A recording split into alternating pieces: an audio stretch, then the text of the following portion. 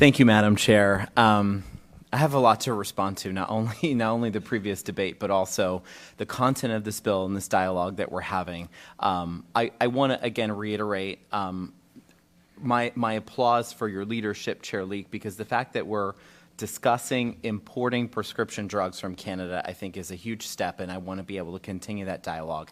I have concerns. I think we all have concerns. This is the first committee stop. First and foremost, I think the vendor that's going to be contracted by ACA to implement the program, we need to have some conflict of interest protections on that vendor, because let's be honest, this state does not have a great track record of finding reliable vendors across the board, regardless of what the issue is. We need to lock that down.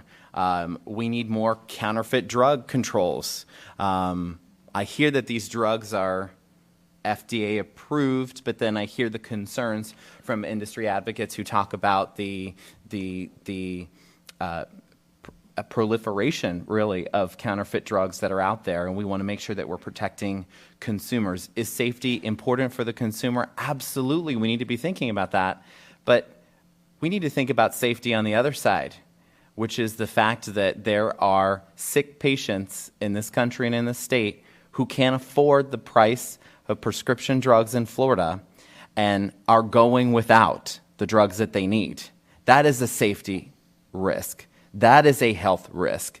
That is a risk that people are dealing with every single day when they're deciding whether or not they're going to buy the prescription drugs that they need, that they can't afford, or whether they're going to put food on the table. We have to balance those risks. I also think that we need price controls.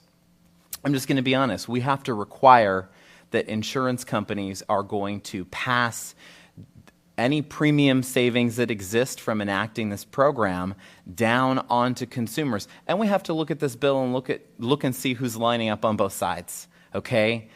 We have Big Pharma is opposed. I'm shocked that they're opposed at the idea that some of their profits are going to be marginalized potentially by this bill. But we also see organizations like the AIDS Healthcare Foundation, AHF, which has said that they support the bill. Why are they supporting the bill? Because they understand, just as I do as an advocate, that the rising cost of prescription drugs for people living with HIV is actually fueling the epidemic.